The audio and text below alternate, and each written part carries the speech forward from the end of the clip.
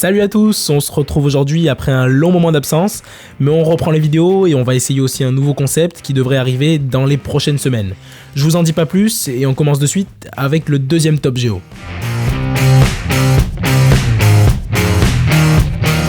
Pour ce nouveau top, nous allons nous intéresser à ces villes qui, dans l'imaginaire de tous, symbolisent l'urbanisation à l'excès et la grandeur culturelle contrastant avec l'insignifiance territoriale. Comment de territoires si minuscules comme des cités-États peuvent survivre face au gigantisme de leurs voisins.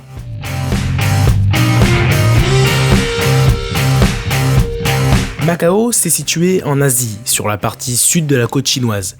Et bon, ok, Macao, c'est pas tout à fait un pays indépendant. En fait, c'est très précisément une région administrative spéciale qui dépend en grande partie de la Chine. Aujourd'hui, le pays compte plus de 500 000 habitants sur une superficie de 30 km². Faut imaginer une ville de la taille de Lille avec une population de la ville de Lyon, ce qui fait une densité de population assez importante. Cette cité-État est donc composée d'une partie rattachée au continent, la péninsule de Macao, et de deux îles, Taipa et Koloan. Ce qui est assez surprenant, c'est que Macao n'a jamais eu la même superficie. En 1912, la superficie totale du pays n'était que de 12 km² contre 30 km² aujourd'hui. En fait, depuis plus de 100 ans, la ville n'a pas arrêté de s'étendre sur la mer en construisant des ponts et des terre-pleins. D'ailleurs, les deux îles de Taipa et Koloan forment actuellement une seule île, elle-même reliée à la péninsule de Macao par 3 ponts. Comment une ville, possédée d'abord par le Portugal, puis administrativement rétrocédée à la Chine, peut se distinguer ainsi des centaines d'autres villes côtières de la même taille ? Pour Macao, c'est une question de tourisme. L'ancien premier comptoir colonial a un as dans sa botte, les casinos. Ils attirent quelques 6 millions de touristes. Vous vous souviendrez sans doute des films de Johnny English ou Skyfall, ce James Bond dont l'action se déroule momentanément ici, dans les salles de jeu de ce micro-état.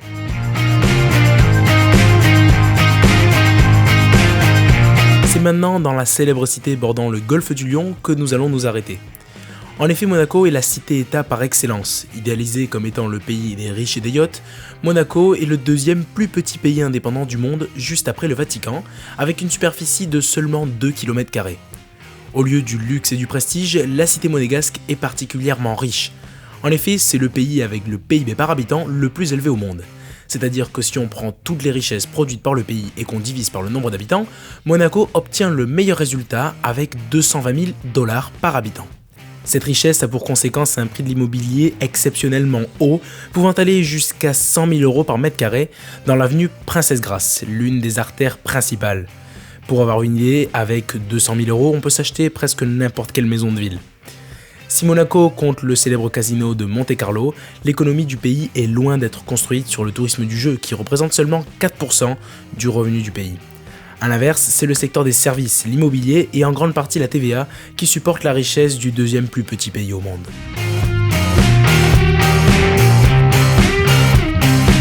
Changeons maintenant un peu d'atmosphère et d'époque.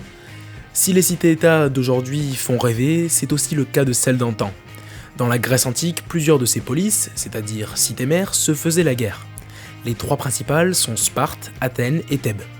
La première, considérée longtemps comme étant la plus puissante, est située sur le fleuve Eurotas, dans la partie inférieure du Péloponnèse. Pour s'exprimer rigoureusement, il ne s'agit pas d'une cité-État, puisque son territoire s'étend sur les 2/5 de la péninsule. Cependant, la ville dispose d'un système législatif propre qui ne s'impose pas aux autres villages, qui par ailleurs sont seulement protégés par Sparte et non détenus par la cité. Sparte est connue comme étant l'un des berceaux de la démocratie, et en outre la cité dotée de l'arme la plus puissante du monde grec.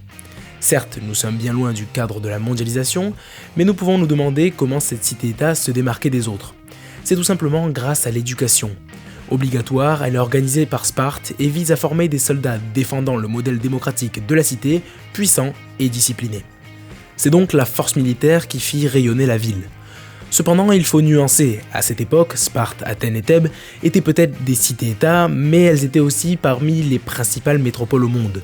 De nos jours, les cités-États sont minuscules comparées aux pays qui les entourent, et donc leur puissance est très relative.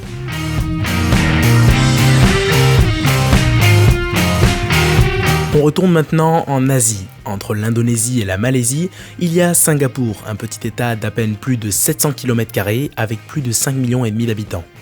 Le pays est assez riche pour sa taille et possède un PIB par habitant de près de 80 000 $, ce qui le fait le 3e pays avec le PIB par habitant le plus élevé. Singapour doit une grande partie de son économie à son excellente position. Le pays est situé au sud-est du détroit de Malacca et c'est par là que passe la quasi-totalité des porte-conteneurs qui vont de l'Asie de l'Est à l'Europe.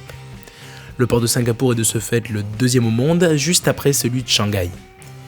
Mis à part l'économie, Singapour est constitué d'une île principale, nommée Pulau Ubon, et de 64 petites îles. Cette cité-État n'est donc pas reliée au continent, si ce n'est par 2 ponts qui vont jusqu'à la côte malaisienne. Comme il n'y a ni lac ni rivière naturelle, l'État doit importer l'eau depuis la Malaisie et l'Indonésie, ce qui le fait assez dépendant de ses pays voisins. Et c'est bien cette dépendance qui constitue un des plus gros problèmes des cités-États. Où qu'elles soient, elles doivent pour survivre apprendre à se rendre puissantes et à ne pas se faire dépasser par une mondialisation qui délaisse les plus faibles. Voilà, tout est dit pour cette vidéo. Si elle vous a plu, n'hésitez pas à laisser un petit pouce bleu, à vous abonner et nous on se retrouve très rapidement avec plein de surprises sur la chaîne Top Géo.